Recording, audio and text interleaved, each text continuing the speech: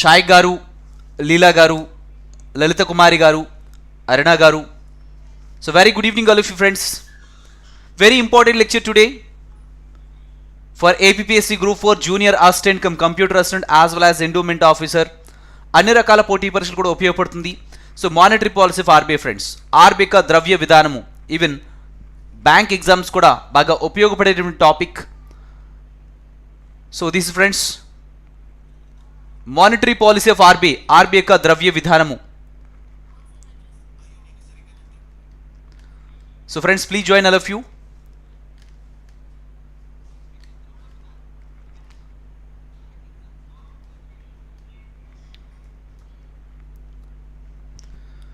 So very good evening all of you friends. ఇంకా అందరూ ఇప్పుడే లైవ్లో జాయిన్ అవుతున్నారు. Please join friends.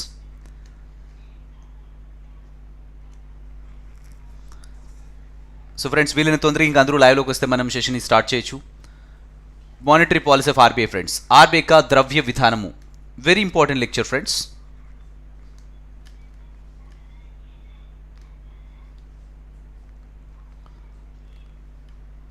Now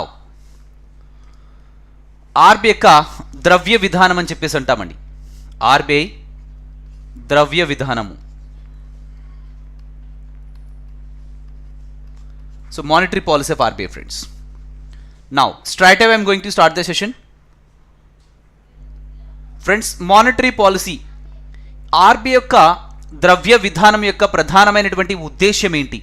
What is the main purpose of this monetary policy of RBI?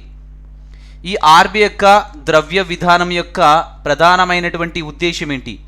ఈ ద్రవ్య విధానం యొక్క ప్రధానమైన ఉద్దేశం ఏంటి? These are the three main objectives friends. Monetary policy of ఆర్బీఐకి సంబంధించి ఒకటి అభివృద్ధి. We always look towards growth friends. అభివృద్ధి.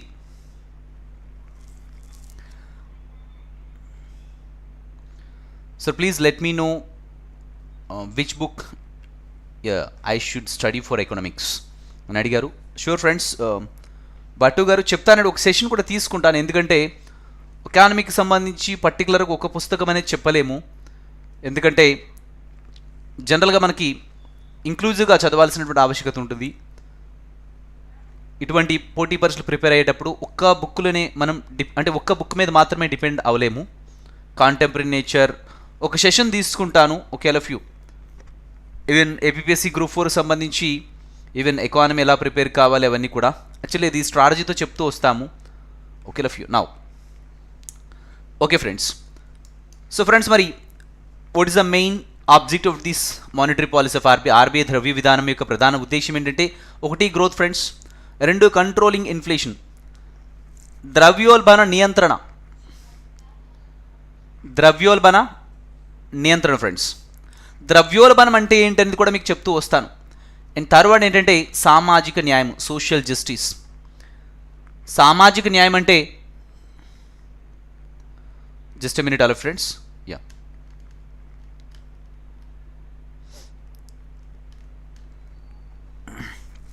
అందరూ ఒకసారి గమనించండి.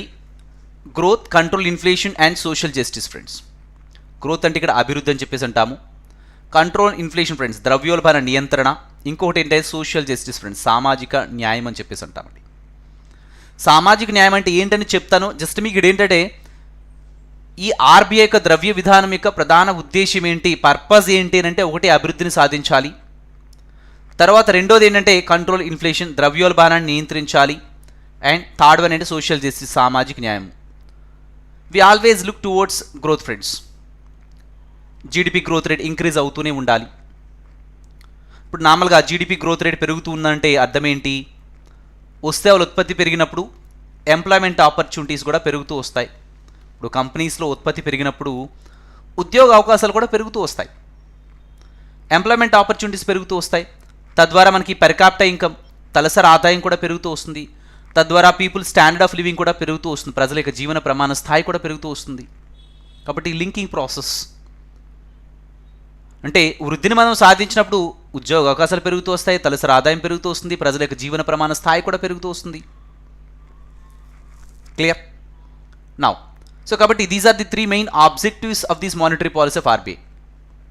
మరి నెక్స్ట్ ఏంటంటే ఇప్పటివరకు మనం గ్రోత్ గురించి మాట్లాడుతూ వచ్చాం. తర్వాత కంట్రోల్ ఇన్ఫ్లేషన్, ద్రవ్యోల్బణ నియంత్రణ. ద్రవ్యోల్బణం అంటే అర్థం ఏంటి? ఇది ఒక సెపరేట్ చాప్టర్ అండి. ద్రవ్యోల్బణం అంటే, ఇన్ఫ్లేషన్ అంటే, ద్రవ్యోల్బణం అంటే ఏం లేదండి, వెరీ సింపుల్. వస్తు సేవల ధరలు అమాంతం పెరిగిపోవడాన్నే మనం ద్రవ్యోల్బణం అని చెప్పేసి అంటాం. The persistent rise in price of goods and services can be termed as inflation. వస్తు సేవల ధరలు అమాంతం పెరిగిపోవడాన్ని ఇక్కడ మనం ఏమంటామంటే ద్రవ్యోల్బణం అంటాం. మరి వస్తు సేవల ధరలు అమాంతం పెరిగిపోతే సామాన్యుడు వాటిని పర్చేజ్ చేసుకోగలడా? అంటే తనకి ఎసెన్షియల్ థింగ్స్, కనీస అవసర వస్తువుల్ని కొనుగోలు చేసుకోగలడా? వస్తు సేవల ధరలు అమాంతం పెరిగిపోతే చేసుకోలేడు. కాబట్టి ఈ ద్రవ్యోల్బణాన్ని కూడా నియంత్రించాల్సినటువంటి ఆవశ్యకత ఉంది. ద్రవ్యోల్బణ నియంత్రణ. తర్వాత ఏంటంటే సోషల్ జస్టిస్, సామాజిక న్యాయాన్ని కూడా సాధించాలి. సామాజిక న్యాయం అంటే reducing the gap between the rich and the poor people, అంటే పేద ధనిక మధ్య ఉన్నటువంటి అంతరాన్ని కూడా తగ్గించాలి. ఆర్థిక అసమానతలు, ప్రజల మధ్య ఉన్నటువంటి ఆర్థిక అసమానతలను కూడా తగ్గించాలి. మరి తగ్గించాలంటే చూడండి, మనకి ఇప్పుడు ప్రభుత్వం, కేంద్ర ప్రభుత్వం కానీ రాష్ట్ర ప్రభుత్వం కానీ చేపడుతున్నటువంటి అన్ని రకాల సంక్షేమ పథకాలు కూడా ఈ సంక్షేమ పథకాలు అని చెప్పేసి అంటాం. ఈ సంక్షేమ పథకాలన్నీ కూడా this are the part of the social justice friends. Their main motto ఈ సంక్షేమ పథకాలు ఇక్కడ కేంద్ర ప్రభుత్వం చేపడుతున్నవి కావచ్చు, తెలంగాణ, ఆంధ్రప్రదేశ్ ప్రభుత్వాలు చేపడుతున్నటువంటి సంక్షేమ పథకాలు కావచ్చు, ఇవన్నీ దాని యొక్క ప్రధాన ఉద్దేశం కూడా ఏంటంటే సామాజిక న్యాయాన్ని సాధించడమే. Just to achieve the social justice friends. సామాజిక న్యాయాన్ని సాధించడమే. సామాజిక న్యాయం అంటే ఇక్కడ పేద ధనిక మధ్య ఉన్నటువంటి అంతరాన్ని తగ్గించడం. ఓకేలా ఫ్యూ. మరి పేద ధనిక మధ్య ఉన్న అంతరాన్ని తగ్గించడం అంటే ఇక్కడ చూడండి, సంక్షేమ పథకాల ద్వారా ఫర్ ఎగ్జాంపుల్ ఒక సెల్ఫ్ హెల్ప్ గ్రూప్స్, మనకి డ్వాక్రా సంఘాల గురించి మన అందరికీ తెలుసు. మనకి బాగా తెలిసినటువంటి ఒక ఎగ్జాంపుల్ ఇస్తూ వస్తాను. సెల్ఫ్ హెల్ప్ గ్రూప్స్ అంటారు, SHGs అంటారండి. సెల్ఫ్ హెల్ప్ గ్రూప్స్, డ్వాక్రా సంఘాలు 10 to 20 గ్రూప్ ఆఫ్ పీపుల్ ఉంటారు. వీళ్ళకి తక్కువ రేట్ ఆఫ్ ఇంట్రెస్ట్కి ఇక్కడ లోన్స్ ప్రొవైడ్ చేయడం జరుగుతుంది. తద్వారా వాళ్ళు విలేజెస్లో వీవింగ్ కానీ, స్టిచింగ్ యాక్టివిటీస్ కానీ, సో వాళ్ళ కాళ్ళ మీద వాళ్ళు నిలబడే విధంగా women empowerment in rural areas, మహిళా సాధికారత కిందకి వస్తుందన్నమాట. Clear friends, all of you. అంటే ఇక్కడ ఏంటంటే తక్కువ రేట్ ఆఫ్ ఇంట్రెస్ట్కి లోన్స్ ఇవ్వడం, ఇటువంటి పథకాలని ప్రవేశపెట్టడం ద్వారా సామాజిక న్యాయాన్ని సాధించగలుగుతున్నాం కదా. అంటే ప్రజల మధ్య ఉన్నటువంటి ఈ ఆర్థిక అసమానతలు మనం తగ్గించగలుగుతున్నాం కదా. అది ఒక ఎగ్జాంపుల్ అనమాట. సింపుల్గా మీకు చెప్పాను. అది కూడా సామాజిక న్యాయం కిందకి వస్తుందన్నమాట. ప్రొవైడింగ్ రిజర్వేషన్స్, ఇవన్నీ కూడా జనరల్గా చెప్పుకోవాలంటే సామాజిక న్యాయం కిందకి వస్తాయి. ఓకేలా ఫ్యూ. నెక్స్ట్ వన్ ఫ్రెండ్స్, అయితే జస్ట్ ఇవి జనరల్ ఫ్రెండ్స్, అంటే main objectivity of this monetary policy of RBI. Now friends, మరి using interest rate and other instruments to achieve short term economic goals. Monetary policy instruments గురించి ఇప్పుడు మాట్లాడాల్సినటువంటి ఆవశ్యకత ఉంది. ఓకేలా ఫ్యూ. Using interest rate and other instruments friends, ఏంటా ఇతర టూల్స్ ఏంటి, ఈ మానిటరీ పాలసీ ఇన్స్ట్రుమెంట్స్ ఏంటి, ఈ మానిటరీ పాలసీ ఇన్స్ట్రుమెంట్స్ని ఉపయోగించి RBI ద్రవ్యోల్బణాన్ని ఇక్కడ ఏ విధంగా నియంత్రిస్తూ వస్తుంది. మెయిన్ మోటో ఇక్కడ తీసుకున్నట్లయితే ద్రవ్యోల్బణ నియంత్రణ. Using interest rate and other instruments to achieve short term economic goals. Short term economic గోల్స్ని ఇక్కడ సాధించాల్సినటువంటి ఆవశ్యకత ఉంది. Now friends, so friends, monetary policy RBI యొక్క ద్రవ్య విధానాన్ని మనకి ఏ విధంగా వర్గీకరణ చేసుకోవచ్చు అంటే, ఈ ద్రవ్య విధానాన్ని ఏ విధంగా మనం ఇక్కడ వర్గీకరణ చేయవచ్చు అని అంటే, ఫస్ట్ వన్ క్వాంటిటేటివ్ మెథడ్, ఇంకోటి qualitative method. Quantitative friends, quantitative credit control అని చెప్పేసి అంటాం. క్లియర్ ఫ్రెండ్స్, అలా ఇక్కడ క్వాంటిటేటివ్ మెథడ్ అండ్ క్వాలిటేటివ్. అంటే క్వాంటిటేటివ్ మెథడ్ అంటే పరిమాణాత్మక అని చెప్పేసి అంటామండి. క్వాంటిటేటివ్ అంటే ఇక్కడ పరిమాణాత్మక అని చెప్పేసి అంటాం. పరిమాణాత్మక పరపతి నియంత్రణ అని చెప్పేసి అంటారు జనరల్గా. పరిమాణాత్మక పరపతి నియంత్రణ అని చెప్పేసి అంటారు. నియంత్రణ అంటే జనరల్గా క్వాంటిటేటివ్ క్రెడిట్ కంట్రోల్ అంటారు. క్వాంటిటేటివ్ క్రెడిట్ కంట్రోల్, పరిమాణాత్మక పరపతి నియంత్రణ అని చెప్పేసి అంటామండి. ఇక్కడ తీసుకున్నట్లయితే క్వాలిటేటివ్ మెథడ్ అని చెప్పేసి అంటాం. సో గుణాత్మక పరపతి నియంత్రణ చెప్పేసి చెప్పుకోవచ్చు. గుణాత్మక పరపతి నియంత్రణ చెప్పేసి అంటారు. అంటే క్వాలిటేటివ్ క్రెడిట్ కంట్రోల్ అని చెప్పేసి చెప్పుకోవచ్చు అండి. ఇంగ్లీష్లో క్వాలిటేటివ్ క్రెడిట్ కంట్రోల్ అని చెప్పేసి అంటారు. Sir, please tell this subject little bit more depth. Sure friends. Definitely అర్చన గారు ఇంకా డెప్త్గా చెప్తాను. ఇప్పుడే మనకి ఇక్కడ అంటే క్వాంటిటేటివ్ క్లాసిఫికేషన్ గురించి వచ్చాం. జస్ట్ మీకు బ్రీఫ్గా మాట్లాడాను. What is the main objective of this monetary policy of RBI, growth, control, inflation, social justice గురించి మాట్లాడుతూ కొన్ని ఎగ్జాంపుల్స్ కూడా ఇస్తూ వచ్చాను. నా మానిటరీ పాలసీ ఆఫ్ ఆర్బీఐకి సంబంధించి దీన్ని ఏ విధంగా క్లాసిఫై చేసుకోవచ్చు అంటే quantitative method and qualitative method.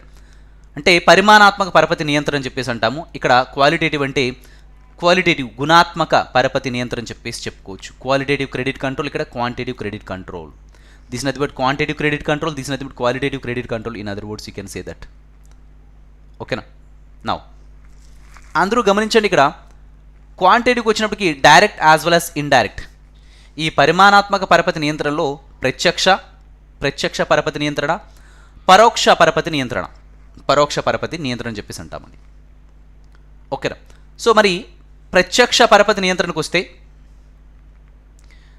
Direct అనమాట. సో ప్రత్యక్ష పరిమాణాత్మక పరపతి నియంత్రణకు వస్తే ఇందులో again 3 classifications: SLR, CRR and refinance. SLR అంటే statutory liquidity ratio friends. SLR అంటే స్టాచ్యూటరీ లిక్విడిటీ రేషియో, చట్టబద్ధ ద్రవ్యత్వ నిష్పత్తి అని చెప్పేసి అంటారు. తెలుగులో దీన్ని చట్టబద్ధ ద్రవ్యత్వ నిష్పత్తి అని చెప్పేసి అంటాం. స్టాచ్యూటరీ అంటే మ్యాండేటరీ అకార్డింగ్ టు ద లా. దాని గురించి మాట్లాడతాను, ఇంకా వివరంగా జస్ట్ ఇక్కడ మీకు క్లాసిఫికేషన్ మాత్రమే చెప్తున్నాను. సిఆర్ఆర్ అంటే నగదు నిల్వల నిష్పత్తి అని చెప్పేసి అంటారు. ఎస్ఎల్ఆర్ అంటే చట్టబద్ధ ద్రవ్యత్వ నిష్పత్తి అని చెప్పేసి అన్నాము. సిఆర్ఆర్ అంటే నగదు నిల్వల నిష్పత్తి అంటారు. దీన్ని నేను రీఫైనాన్స్ అని చెప్పేసి అంటాం. రీఫైనాన్స్ అంటే ఏంటో మాట్లాడతాను. నెక్స్ట్ ఇండైరెక్ట్కి వచ్చేటప్పటికి పరోక్ష పరిమాణాత్మక పరపతి నియంత్రణకు వచ్చేటప్పటికి LA friends, liquidity adjustment facility. Liquidity అంటే అక్కడ అర్థం ఏంటి? డబ్బు, మనీ. లిక్విడిటీ అంటే డబ్బు friends, money. Liquidity adjustment friends, adjustment facility. Adjustment in the sense through this repo and reverse repo. And bank rate, open market operations, then marginal standing facility, తర్వాత MSS market stabilisation scheme. ఇవి indirect instruments under this quantity method. తర్వాత మరి క్వాలిటేటివ్కి వస్తే గుణాత్మక పరపతి నియంత్రణకు వచ్చినప్పటికీ moral సుయేజన్ friends, నైతిక సమ్మతి అని చెప్పేసి అంటాం. నైతికోద్బోధ అని చెప్పేసి అంటారు. నైతికోద్బోధ లేదా నైతిక సమ్మతి అంటే మారల్ సుయేజన్ అంటే దాని గురించి మాట్లాడతానండి. నైతిక సమ్మతి గురించి. డైరెక్ట్ యాక్షన్, ప్రత్యక్ష చర్య అండ్ క్రెడిట్ రేషనింగ్ ఫ్రెండ్స్. పరపతి రేషనింగ్ అని చెప్పేసి అంటారు. దీన్నే పరపతి సో రేషనింగ్ అని చెప్పేసి అంటారు. పరపతి రేషనింగ్. సో ఫ్రెండ్స్, 2 భాషల్లో కూడా మాట్లాడుతూ వచ్చాను ఇప్పటివరకు. జస్ట్ క్లాసిఫికేషన్ మాత్రమే చెప్తూ వచ్చాను. ఇప్పుడు డీటెయిల్గా వీటన్నిటి గురించి మాట్లాడుకుంటే ఇదే monetary policy of RBI friends. మీకు స్టెప్ బై స్టెప్ మాట్లాడుతూ వచ్చాను. ఇప్పటివరకు నేను ఏం మాట్లాడుతూ వచ్చానంటే, so what is the main purpose of monetary policy of RBI గురించి మాట్లాడుతూ వచ్చాను. So growth, control, inflation and social justice. మరి తర్వాత ఏంటంటే ఆర్బీఐ యొక్క అంటే మానిటరీ పాలసీ ఆఫ్ ఆర్బీఐ ద్రవ్య విధానానికి సంబంధించి క్లాసిఫికేషన్, క్వాలిటేటివ్, క్వాంటిటేటివ్ మెథడ్ గురించి మాట్లాడుతూ వచ్చాను. అండ్ తర్వాత వస్తే ఫ్రెండ్స్ నెక్స్ట్ వన్ ఇప్పుడు డైరెక్ట్ ఇన్స్ట్రుమెంట్స్ ఫ్రెండ్స్. జస్ట్ ఇక్కడ చూసినట్లయితే మానిటరీ పాలసీ ఆఫ్ ఆర్బీఐకి సంబంధించి quantitative method, qualitative method again direct method, indirect method అని చెప్పి చెప్పుకోవచ్చు. డైరెక్ట్ ఇన్స్ట్రుమెంట్స్ ఏంటి గురించి మనం మాట్లాడుకోవాలి. చెప్తానండి, రివర్స్ సిస్టమ్ గురించి కూడా ఇంకా మాట్లాడతాను. Clear friends? అంటే రివర్స్ సిస్టమ్ గురించి మీకు అది ప్రీవియస్ క్లాస్లో, అది నెక్స్ట్ ఆ పార్ట్స్ కంటిన్యూషన్ ఉంటుందండి. అంటే reverse system part 1, part 2 complete చేస్తూ వచ్చాను. అండ్ తర్వాత మీకు వచ్చినట్లయితే గోదావరి, కృష్ణా రివర్స్ సిస్టమ్స్ గురించి కూడా మాట్లాడుతూ వస్తాను. నెక్స్ట్ సెషన్స్లో మళ్ళీ అగైన్ సైమల్టేనియస్గా ఎకానమీ, జోగ్రఫీ 2 కూడా కవర్ చేస్తూ వస్తున్నాను, అందరూ గమనించాలి. ఓకే, నెక్స్ట్ వన్ ఫ్రెండ్స్, మరి డైరెక్ట్ ఇన్స్ట్రుమెంట్స్కి వచ్చేటప్పటికి అవి కూడా కవర్ చేస్తానండి రమా గారు. ఓకేనా?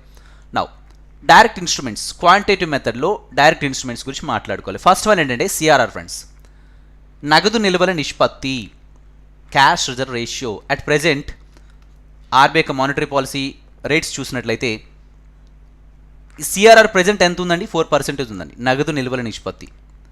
అసలు ఏంటి సిఆర్ఆర్? సప్లై కంట్రోల్ కూడా చెప్పండి, ఫిజికల్ పాలసీ గురించి కూడా అన్నారు. ష్యూర్ ఫ్రెండ్స్, చెప్తానండి మహేష్ గారు. ఓకేనా? మరి క్యాష్ రిజర్వ్ రేషియో అంటే అర్థం ఏంటండి? What is meant by the CRR friends? నగదు నిల్వల నిష్పత్తి. సిఆర్ఆర్ అంటే అసలు అర్థం ఏంటి? What is meant by the CRR?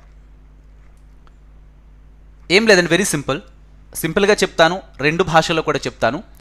Percentage of deposits which a bank has to keep with RBI. ఇక్కడ ఆర్బీఐతో కొంత మొత్తాన్ని ఇక్కడ నగదు రూపంలో ఆర్బీఐతో ఉంచాలి. ఇలా ఉంచేందుకు గాను ఆర్బీఐ ఎటువంటి రేట్ ఆఫ్ ఇంట్రెస్ట్ కూడా ఇవ్వదు. Percentage of deposits which a bank has to keep with RBI here in the form of cash only. In the form of cash only. ఇక్కడ బ్యాంక్ అనమాట, బ్యాంకులు అనేవి నగదు రూపంలో ఆర్బీఐ వద్ద ఉంచాల్సినటువంటి డిపాజిట్ల శాతము. బ్యాంకులు నగదు రూపంలో ఆర్బీఐ వద్ద ఉంచాల్సినటువంటి డిపాజిట్ల శాతాన్ని ఇక్కడ ఏమంటామంటే నగదు నిల్వల నిష్పత్తి అని చెప్పేసి అంటాం. క్యాష్ రిజర్వ్ రేషియో అని చెప్పేసి అంటారు. Okay few. The percentage of deposits which a bank has to keep with RBI here in the form of cash only. దీన్ని సిఆర్ఆర్ అంటారు. అయితే 4% ఆఫ్ క్యాష్ని ఆర్బీఐతో ఉంచాలని చెప్పేసి అన్నాం. మరి ఎక్కడి నుంచి ఉంచాలి అది? చూడండి, ఇక్కడ ఎన్డిటిఎల్ అంటాం, net demand and time liabilities అంటారండి. Net means remaining. Net means remaining. I will tell you friends once again. Remaining. Demand means net demand. So demand అని ఇక్కడ చూడండి, డిమాండ్ డిపాజిట్స్, టైమ్ డిపాజిట్స్ అని చెప్పేసి అంటాం. డిమాండ్ డిపాజిట్స్ అంటే బ్యాంక్స్లో savings account, current account. Savings account obvious friends, employees, regular employees, students, మనమందరం కూడా ఏది ఓపెన్ చేస్తూ ఉంటాము? Generally savings account. Because less amount of transaction, less number of transactions కాబట్టి. కరెంట్ అకౌంట్ ఎవరు ప్రిఫర్ చేస్తారు? Business people, colleges, institutions current అకౌంట్ని open చేస్తారు, కరెంట్ అకౌంట్ మెయింటైన్ చేస్తారు. Savings account and current account అంటే ఈ సేవింగ్స్ అకౌంట్, కరెంట్ అకౌంట్లో ఉన్నటువంటి డిపాజిట్లు. రిమైనింగ్ అంటే నెట్ అంటే రిమైనింగ్ అని చెప్పేసి అంటాం. తర్వాత టైమ్ లయబిలిటీస్, టైమ్ డిపాజిట్స్ అంటారు. బ్యాంకులతో ఉన్నటువంటి fixed deposits, recurring deposits, FD, RD. Liabilities అంటే బ్యాంక్ పే చేయాల్సినటువంటివి అనమాట. బ్యాంక్ పే చేయాల్సిన, ఫర్ ఎగ్జాంపుల్ కొన్ని ఇప్పుడు ఎంప్లాయీస్ యొక్క salaries, ATM maintenance charges, rentals, ఇవన్నీ కూడా తీసేగా. అంటే లయబిలిటీస్ అంటే బ్యాంక్ పే చేయాల్సినటువంటివి అనమాట. శాలరీస్ కావచ్చు, మెయింటెనెన్స్ ఛార్జెస్ కావచ్చు, ఇవన్నీ కూడా దాని కిందకు వస్తాయి.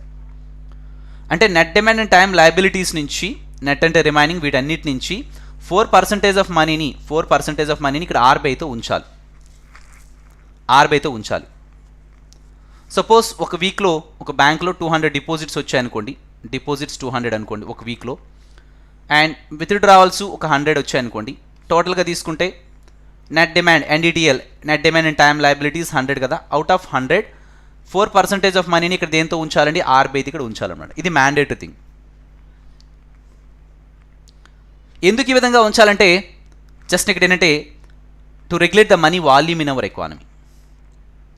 మనీ వాల్యూమ్ రెగ్యులేట్ చేయడం కోసం. సో పర్టికులర్లీ ఇక్కడ ద్రవ్యోల్బణాన్ని నియంత్రించడం కోసం, ఇంకా మాట్లాడుకుంటే ద్రవ్యోల్బణాన్ని ఇక్కడ నియంత్రించడం కోసం. Clear friends, all of you friends getting మీ అందరూ? సో ఇదండి. So percentage of deposits which a bank has to keep with RBI in the form of cash. Bank ఇక్కడ నగదు రూపంలో ఆర్బీఐ వద్ద ఉంచాల్సిన డిపాజిట్ల శాతాన్ని ఇక్కడ ఏమంటామంటే క్యాష్ రిజర్వ్ రేషియో అని చెప్పి, నగదు నిల్వల నిష్పత్తి అని చెప్పేసి అంటామని. Hope you understood all of you. Clear? చూడండి, ఇక్కడ మీకు ఆల్రెడీ చెప్పాను, CRR is to manage credit and inflation friends. ఈ సిఆర్ఆర్ నగదు నిల్వల నిష్పత్తి యొక్క ప్రధాన ఉద్దేశం ఏంటంటే ద్రవ్యోల్బణాన్ని నియంత్రించడం. అది ఏ విధంగా నియంత్రిస్తుందని ఇప్పుడు మళ్ళీ మాట్లాడతాను. జస్ట్ మీకు ఇప్పటివరకు నేను ఏం మాట్లాడుతూ వచ్చానంటే సిఆర్ఆర్ అంటే ఏంటో చెప్తూ వచ్చాను. మరి ఆర్బీఐ సిఆర్ఆర్ ఇన్స్ట్రుమెంట్ను ఉపయోగించి ద్రవ్యోల్బణాన్ని ఏ విధంగా నియంత్రిస్తుంది? ఇక్కడ క్వశ్చన్స్ వస్తున్నాయి. ఈవెన్ బ్యాంకింగ్ ఎగ్జామ్స్ కావచ్చు, తర్వాత UPSC group 1, group 2, civil service exams group 1, group 2, as well as so group 4 కావచ్చు. ఈ రకాల పోటీ పరీక్షలు అన్నిటికీ కూడా ఈ రకమైన ప్రశ్నలు ఇక్కడి నుంచే వస్తున్నాయి. అంటే ఇక్కడ చూడండి, ఇన్ఫ్లేషన్ పెరిగినప్పుడు ఆర్బీఐ సిఆర్ఆర్ని పెంచుతుందా, తగ్గిస్తుందా? ఎస్ఎల్ఆర్ని పెంచాలా, తగ్గించాలా? ఇఫ్ దేర్ ఇస్ ఇన్ఫ్లేషన్ బాగా పెరుగుతునేటప్పుడు ఎస్ఎల్ఆర్ని తగ్గించాలా, SLR as well as CRR రెండింటినీ కూడా పెంచాలా, తగ్గించాలంటే రెండింటినీ కూడా పెంచాలి. ఎప్పుడు? ద్రవ్యోల్బణం, ఇన్ఫ్లేషన్ అన్నమాట పెరుగుతూ ఉన్న క్రమంలో. I will repeat friends, need not worry about that. Once again I repeat. Out of it's net demand and time liabilities నుంచి 4% ఆఫ్ మనీని ఇక్కడ ఆర్బీఐతో ఉంచాలి. ఇలా ఉంచేందుకు గాను ఆర్బీఐ ఎటువంటి రేట్ ఆఫ్ ఇంట్రెస్ట్ కూడా ఇవ్వదు. ఇది ఎందుకు ఈ విధంగా ఉండాలని అంటే just to regulate the money volume in our economy. మనీని రెగ్యులేట్ చేయాలి కాబట్టి. చూడండి, CRR is to manage credit and inflation. ఇక్కడ క్రెడిట్ ఫ్రెండ్స్, పరపతి, మనీని ఇక్కడ రెగ్యులేట్ చేస్తూ రావాలి. ఓకేనా? CRR is to manage credit and inflation friends. Okay, next one friends. ఇక్కడ చూడండి, మరి నెక్స్ట్ ఫ్రెండ్స్, ఇంకా నేను ఎస్ఎల్ఆర్ గురించి మాట్లాడే ముందు మరికొన్ని అంశాలు కూడా ఇక్కడ మాట్లాడతాను. ఏంటి అంటే ఇన్ఫ్లేషన్ ఇక్కడ ద్రవ్యోల్బణం బాగా పెరిగినప్పుడు, ద్రవ్యోల్బణం అంటే వస్తు సేవల ధరలు అమాంతం పెరిగినప్పుడు, ఇన్ఫ్లేషన్ బాగా పెరిగిపోతూ వచ్చే క్రమంలో ఆర్బీఐ ఇక్కడ ఏం చేస్తుంది? సిఆర్ఆర్ని పెంచుతుందా తగ్గిస్తుందా అంటే సిఆర్ఆర్ని ఆర్బీఐ ఏం చేస్తుందండి? పెంచుతూ వస్తుందన్నమాట. పెంచే క్రమంలో ఇక్కడ చూడండి, అందరూ గమనించిన very very important discussion here. RBI చూడండి, ఇన్ఫ్లేషన్ సమయంలో ద్రవ్యోల్బణం బాగా పెరుగుతూ వస్తున్నటువంటి సమయంలో ఆర్బీఐ సిఆర్ఆర్ని ఇక్కడ పెంచుతుందండి. ఎందుకు పెంచుతుందంటే చూడండి, the percentage of deposits which a bank has to keep with RBI in the form of cash. ఇక్కడ నగదుని ఆర్బీఐతో ఈ విధంగా ఎట్ ప్రెజెంట్ అయితే 4% ఉంది కాబట్టి ఇంత తప్పనిసరిగా ఉంచాల్సిన పరిస్థితి ఉందన్నమాట. అది మ్యాండేటరీ థింగ్, ఉంచాలి ఈ విధంగా. అంటే బ్యాంకులు అనేవి అవుట్ ఆఫ్ ఇట్స్ ఎన్డీటీఎల్ నుంచి net demand and time liabilities నుంచి 4% ఆఫ్ మనీ అట్ ప్రెజెంట్ ఆర్బీఐతో ఉంచాలి కాబట్టి బ్యాంకుల దగ్గర ఏమవుతూ వస్తుంది? సిఆర్ఆర్ని పెంచే క్రమంలో బ్యాంకుల దగ్గర ఈ క్యాష్ అనమాట తక్కువగా ఉంటుందన్నమాట.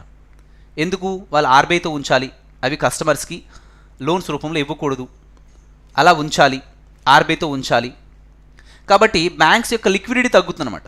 అంటే ప్రజలకి, కస్టమర్స్కి, బ్యాంక్ కస్టమర్స్కి లోన్స్ ఇవ్వడానికి కూడా బ్యాంకుల దగ్గర మనీ సప్లై తగ్గుతుందన్నమాట.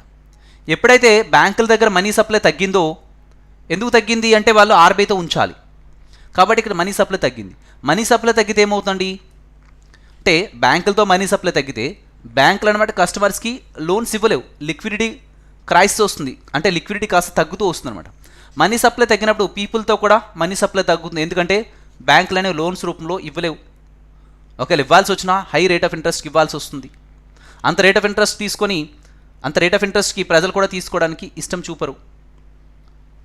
కాబట్టి ఆబ్వియస్లీ ఇక్కడ బ్యాంకుల దగ్గర మనీ సప్లై తగ్గినప్పుడు ప్రజల దగ్గర కూడా మనీ సప్లై తగ్గుతుంది. ఎప్పుడైతే ప్రజల దగ్గర మనీ సప్లై తగ్గిందో, clear friends, all of you, ఎప్పుడైతే ప్రజల దగ్గర కూడా మనీ సప్లై తగ్గినప్పుడు డిమాండ్ కూడా తగ్గుతూ వస్తుంది. ఎందుకంటే మన దగ్గర డబ్బులు లేనప్పుడు ఇప్పుడు కాంప్రమైజ్ యువర్ డిజైర్స్. మన దగ్గర డబ్బులు ఉండేటప్పుడు మీకు పర్చేజింగ్ పవర్ కూడా పెరుగుతూ వస్తుంది, యువర్ అఫోర్డబిలిటీ పెరుగుతూ వస్తుంది. అంటే మనం at any cost I would like to buy that particular article, ఆ వస్తువు నేను ఎలా అయినా సరే కొనాలని అంటాం, ఎందుకంటే డబ్బులు ఉన్నాయి కాబట్టి. డబ్బులు లేనప్పుడు you would compromise your desires. అంటే ఇక్కడ ఏమవుతుంది? Compromise your desires in the sense demand తగ్గుతుంది కాబట్టి prices obviously would come down. Friends. Hope you understood all of you. ఈ విధంగా చేస్తుంది అనమాట. Next, if there is recession like situation, suppose ఆర్థిక సంక్షోభం వచ్చినటువంటి క్రమంలో, ఇప్పుడు సపోజ్ రీసెంట్లీ చూడండి మనకి కరోనా వేవ్ 1, కరోనా వేవ్ 2, వీటి దృష్ట్యా 84% మంది ఉద్యోగాలను కోల్పోయారు. Particularly corona waves 1 as well as 2 తీసుకుంటే 84% మంది ఉద్యోగాలను కోల్పోవాల్సినటువంటి పరిస్థితి వచ్చింది ఈ పాండమిక్ దృష్ట్యా. మరి ఇటువంటి సందర్భంలో జీడిపి గ్రోత్ రేట్ని ఇక్కడ మనం పెంచాల్సినటువంటి ఆవశ్యకత ఉంది. యాజ్ వెల్ యాజ్ ఇంకా ఏముంది అని అంటే జీడిపి గ్రోత్ రేట్ పెరిగితే ఉద్యోగ అవకాశాలు కూడా పెరుగుతూ వస్తాయి కదా. కాబట్టి రెసిషన్ అంటే ఇక్కడ ఆర్థిక సంక్షోభం అంటాం. రెసిషన్ అంటే ఆర్థిక సంక్షోభం అని చెప్పేసి అంటారు. రెసిషన్ అంటే ఆర్థిక సంక్షోభము. ఓకేనా? ఆర్థిక సంక్షోభం చూడండి, ఆర్థిక సంక్షోభం అంటే అసలు అర్థం ఏంటి? The decrease in GDP plus increase in unemployment.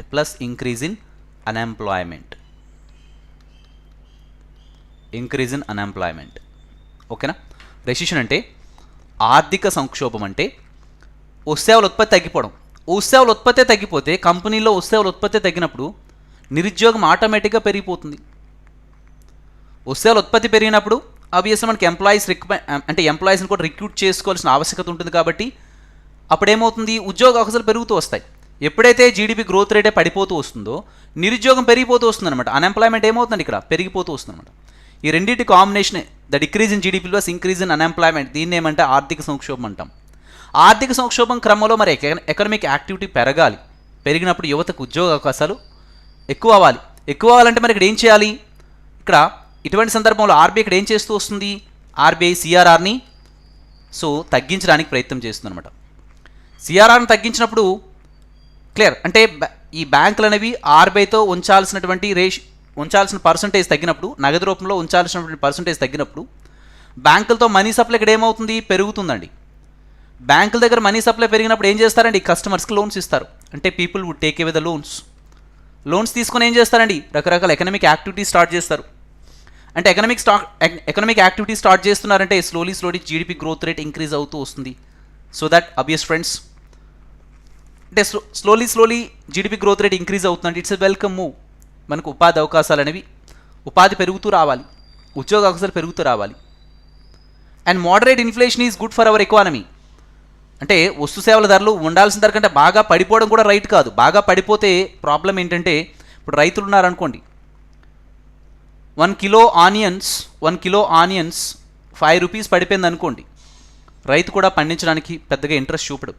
And వ్యాపారస్తులు కూడా వీటిని అమ్మడానికి ముందుకు రారు.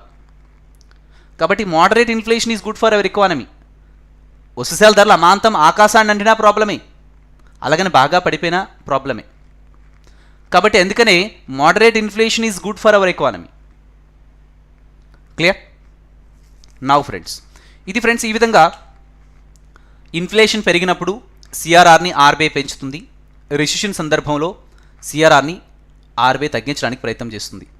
ఇది సిఆర్ఆర్ గురించి brief discussion. Okay, love you. Next one friends, statutory liquidity ratio friends.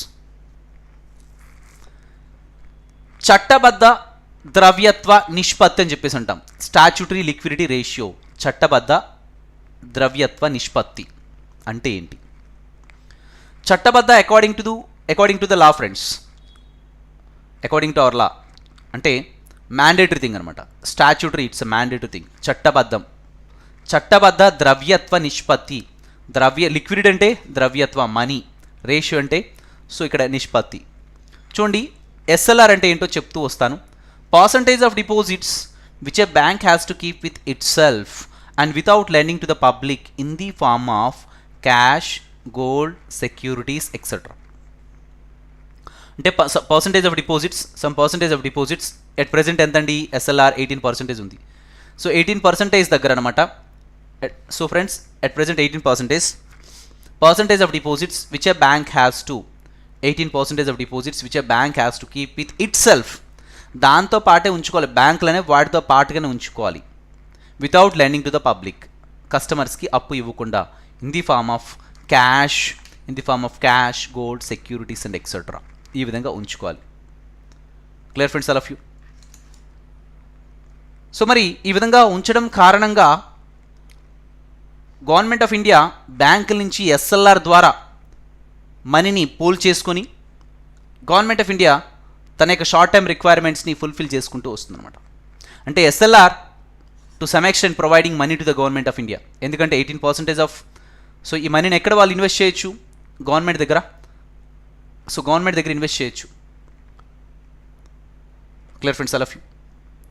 ఇక్కడ చూడండి, percentage of deposits which a bank has to keep with itself without lending to the public in the form of cash, gold, securities etcetera. చూడండి, నగదు, cash, బంగారం, సెక్యూరిటీలు మొదలైన రూపంలో ప్రజలకు ఇక్కడ రుణాలు ఇవ్వకుండా బ్యాంకు తన వద్ద ఉంచుకోవాల్సిన డిపాజిట్ల శాతం అనమాట. In the form of cash, gold, securities. Clear? 18% now at present they need to keep with themselves. వాళ్ళతో బ్యాంకులతో పాటే ఉంచుకోవాలి, కస్టమర్స్కి ఇవ్వకూడదు.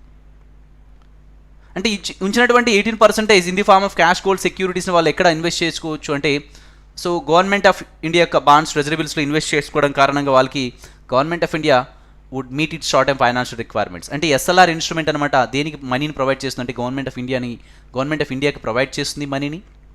And at the same time money volume కూడా రెగ్యులేట్ చేయడం జరుగుతుంది ఇక్కడ. క్లియర్? రెండు కూడా చెప్తూ వస్తున్నాను, రెండు భాషల్లో కూడా. క్లియర్? Okay, love you. ఇది ఫ్రెండ్స్ ఎస్ఎల్ఆర్ గురించి. అంటే ఎస్ఎల్ఆర్ కూడా దేనికి సంబంధించిందంటే మనీ వాల్యూమ్ రెగ్యులేట్ చేయడం కోసమే. ఇప్పుడు సపోజ్ 18%ని ఇప్పుడు ఎస్ఎల్ఆర్ని 18 ఉన్నటువంటిది కాస్త ఇప్పుడు ఇన్ఫ్లేషన్ సందర్భంలో ఒక 20% పెంచారనుకోండి, అప్పుడు బ్యాంకులు అనమాట ఇది మ్యాండేటరీ థింగ్. ఇప్పుడు క్యాష్ రూపంలో, గోల్డ్ రూపంలో, సో ఇతర సెక్యూరిటీస్ అసెట్ రూపంలో ఉంచుకోవాల్సినటువంటి ఇష్యూస్ ఇవన్నీ కూడా. అంటే సపోజ్ ఇన్ ద సెన్స్ క్యాష్లో ఉంచుకున్నారు లేదా గోల్డ్లో ఉంచుకున్నారు 18%, అంటే వీటిని కస్టమర్స్కి లోన్స్ ఇవ్వకూడదు అన్నమాట. ఫర్ ఎగ్జాంపుల్ క్యాష్, సో అంటే in the form of cash gold securities రూపంలో బ్యాంకులు అనేవి తమతో పాటు ఉంచుకోవాలి 18%. ఇవి కస్టమర్స్కి ఇవ్వకూడదు, లోన్స్ రూపంలో ఇవ్వకూడదు, తప్పనిసరిగా ఉంచాలి. ఇలా ఉంచడం కారణంగా ఇప్పుడు 18% ఉన్నటువంటి ద్రవ్యోల్బణ సమయంలో 20% ఎస్ఎల్ఆర్ను పెంచారంటే బ్యాంక్స్ యొక్క లెండబుల్ రిసోర్స్ ఏమవుతాయి? తగ్గుతూ వస్తాయి. ఎందుకంటే చూడండి, ఇక్కడ నగదు, బంగారం, ఇతర సెక్యూరిటీస్ రూపంలో ఉంచాల్సి వచ్చినప్పుడు బ్యాంకుల యొక్క లిక్విడిటీ తగ్గుతుందండి. లిక్విడిటీ తగ్గినప్పుడు కస్టమర్స్ కూడా లోన్స్ ఇవ్వడానికి అవ్వదు, రుణాలు ఇవ్వడానికి అవ్వదు. కాబట్టి ఎస్ఎల్ఆర్ ఇన్స్ట్రుమెంట్ అనేది బాగా, అంటే జనరల్గా ఎస్ఎల్ఆర్ కావచ్చు, సిఆర్ఆర్ కావచ్చు, ఇక్కడ ద్రవ్యోల్బణం బాగా పెరుగుతూ వస్తున్న క్రమంలో దీన్ని కాస్త పెంచే అవకాశం ఉంటుంది. లేకపోతే ఎస్ఎల్ఆర్ని తగ్గించడానికి ప్రయత్నం చేస్తారు. ఎందుకంటే ఎస్ఎల్ఆర్ని పెంచితే బ్యాంక్స్ లెండబుల్ రిసోర్స్ తగ్గిపోతాయి. బ్యాంక్స్ లెండబుల్ రిసోర్స్ తగ్గినప్పుడు ఆబ్వియస్లీ ఏమవుతుందండి, కాస్త అంటే రుణాలు ఇవ్వడానికి అవ్వదు, ఎకనామిక్ యాక్టివిటీ కూడా కొంతవరకు కుంటుపడే అవకాశం ఉంటుంది. అయితే based on the context of students, RBI would regulate all these things. ఈ రేట్స్ని ఏ విధంగా ఉంచాలనేది తదనుగుణంగా ఇక్కడ నిర్ణయం తీసుకోవడం జరుగుతుంది. మీరందరూ గమనించాలి.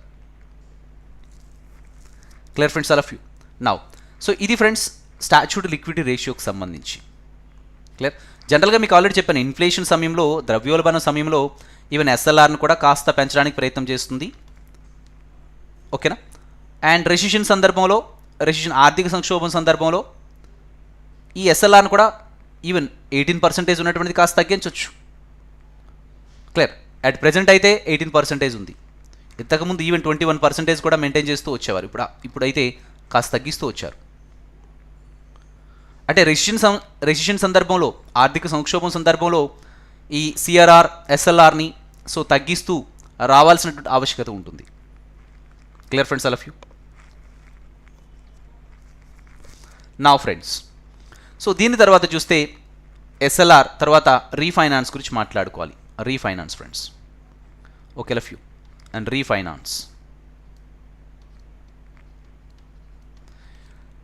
అంటే ఏం లేదండి, వెరీ సింపుల్. ఒకసారి అందరూ గమనించండి. రీఫైనాన్స్ మీన్స్ చూడండి, banks borrow money from RBI అండి. ఈ బ్యాంకులు అనేవి ఆర్బీఐ నుంచి అప్పు తెచ్చుకుంటాయి.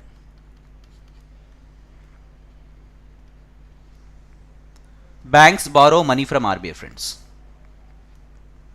దీన్నే ఫైనాన్స్ అన్నాం.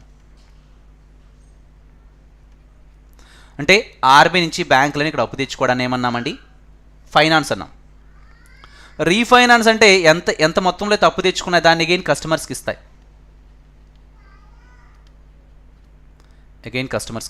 దీన్ని ఏమంటారు? రీఫైనాన్స్ అంటారు. Refinance, that's it, very simple. అంటే ఆర్బీఐ నుంచి బ్యాంకులు అప్పు తెచ్చుకోవడాన్ని ఫైనాన్స్ అన్నాం. ఎంత మొత్తంలో అప్పు తెచ్చుకున్న మొత్తాన్ని ఏం చేస్తాయండి? లిక్విడిటీని అగైన్ కస్టమర్స్కి సో రుణాలు ఇస్తాయి. సో దీన్ని రీఫైనాన్స్ అంటారు. చూడు, ఇక్కడ refinance means banks borrow money from RBI is known as finance. So banks, whatever the money they borrowed, again they would lend it to the customers is known as refinance. అంటే బ్యాంకులు అనేవి RBI దగ్గర నుంచి అప్పు తెచ్చుకోవడాన్ని finance అని అంటాము. తెచ్చినటువంటి మొత్తాన్ని అగైన్ కస్టమర్స్కి రుణాలు ఇవ్వడాన్ని రీఫైనాన్స్ అని చెప్పేసి అంటాం. Very simple. Clear friends, all of you now. Next one friends, ఇప్పటి వరకు మనం ఏం కంప్లీట్ చేస్తూ వచ్చామంటే ఫ్రెండ్స్, డైరెక్ట్ ఇన్స్ట్రుమెంట్స్ గురించి నేను మాట్లాడుతూ వచ్చాను. డైరెక్ట్ ఇన్స్ట్రుమెంట్స్ కంప్లీట్ చేయడం జరిగింది. So for the discussion we had. Now I want to this indirect instruments of quantity method friends. పరిమాణాత్మక పరపతి నియంత్రణ విధానంలో మరి ఈ పరోక్ష ఇన్స్ట్రుమెంట్స్ ఏంటేంటి? పరోక్ష పరిమాణాత్మక మరి సో ఇన్స్ట్రుమెంట్స్ ఏంటి అనేవి చూద్దామండి. LAF liquidity adjustment facility, bank rate BR, open market operations OMO, and next one చూస్తే marginal standing facility MSF and MSS friends, market stabilisation scheme. Okay love you. Now friends, ఇప్పుడు indirect method గురించి మాట్లాడుకోవాలి friends. ఇక్కడ quantitative మెథడ్లో direct instruments మాట్లాడుతూ వచ్చాం. Now indirect instruments. Clear? Now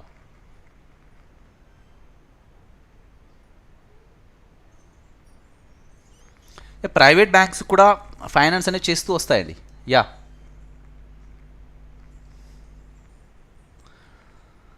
so friends next one చూద్దామండి. Indirect instruments గురించి మాట్లాడుకోవాలి. ఇండైరెక్ట్ ఇన్స్ట్రుమెంట్స్లో ఫస్ట్ వన్ ఏంటంటే ఆంధ్రప్రదేశ్ బైఫర్కేషన్ క్లాసెస్ నేను ఆల్రెడీ చేశానండి. శాంతిప్రియ గారు ఆల్రెడీ మీరు చూడొచ్చు, ప్లేలిస్ట్లో కూడా ఉంటుంది. నేను ఆంధ్రప్రదేశ్ బైఫర్కేషన్ యాక్ట్ గురించి ఆల్రెడీ మాట్లాడాను. ఆఫ్ కోర్స్ మ్యాక్సిమం బ్రీఫ్గా ఎగ్జామినేషన్ ఓరియంటేషన్ ఆల్రెడీ కవర్ చేయడం జరిగింది. ఆ వీడియో కూడా మీరు వాచ్ చేయొచ్చు. ఇండైరెక్ట్ ఇన్స్ట్రుమెంట్స్ సంబంధించి ఇక్కడ ఫస్ట్ వన్ ఏంటంటే ఎల్ఏఎఫ్ అని మీకు ఆల్రెడీ చెప్పానండి. ఎల్ఏఎఫ్ అంటే లిక్విడిటీ అడ్జస్ట్మెంట్ ఫెసిలిటీ. లిక్విడిటీ అంటే మనీ, అడ్జస్ట్మెంట్ అంటే by using this repo and reverse repo, adjustment facility kind of facility. So మరి ఎల్ఏఎఫ్ లిక్విడిటీ అడ్జస్ట్మెంట్ అంటే through this repo as well as reverse repo అండి. Repo as well as reverse repo. Okay love you. మరి repo instrument అంటే ఏంటి మనం మాట్లాడుకోవాల్సిన ఆవశ్యకత ఉంది. What is mind by this repo? చూడండి, రిపో అంటే it's an instrument through which money are liquidity is inject the banking friends at a particular rate of interest for short term purposes to achieve short term economic goals. రెండు భాషల్లో కూడా మాట్లాడతానండి. Interest అనేది obvious friends. ఇక్కడ చూడండి, SLR instrument ప్రకారం, CRR instrument ప్రకారం same అండి. CRR 4%, SLR 18%. That's it. Now ఇక్కడ చూడండి, అందరూ గమనించండి. ఇది స్వల్పకాలిక ఆర్థిక లక్ష్యాలను సాధించడానికి, లాంగ్ టర్మ్ గోల్ అయితే కాదు, ఇక్కడ షార్ట్ టర్మ్ పర్పసెస్ మాత్రమే, to achieve short term economic goals. ఇది స్వల్పకాలిక ఆర్థిక లక్ష్యాలను సాధించడానికి, స్వల్పకాల ప్రయోజనాల కోసం ఇక్కడ నిర్దిష్ట వడ్డీ రేటుతో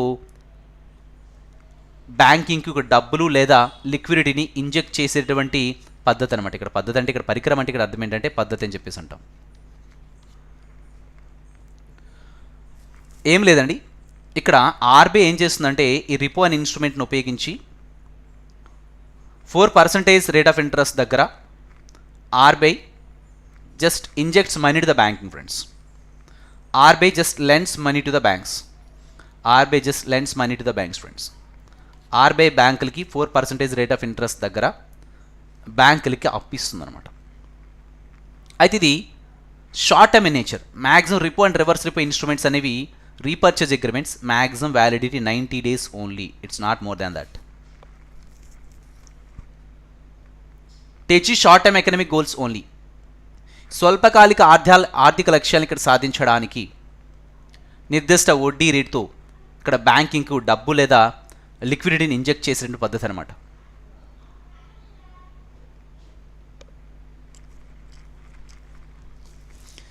short term economic goals here within 90 days. అంటే repo and reverse repo friends, repo as well as reverse repo it's a repurchase agreement. ఇప్పుడు ఆర్బీఐ 4% రేట్ ఆఫ్ ఇంట్రెస్ట్తో బ్యాంకింగ్ సెక్టార్లోకి, బ్యాంక్స్లోకి మనీ ఇంజెక్ట్ చేసినప్పుడు మళ్ళీ అగైన్ రివర్స్ రిపో ఇన్స్ట్రుమెంట్ని ఉపయోగించి మళ్ళీ again ఎంతైతే ఇంజెక్ట్ చేసిందో మళ్ళీ again it would take it back just to regulate the money volume in our economy, to achieve short term economic goals only. It's not for long term purpose. Clear?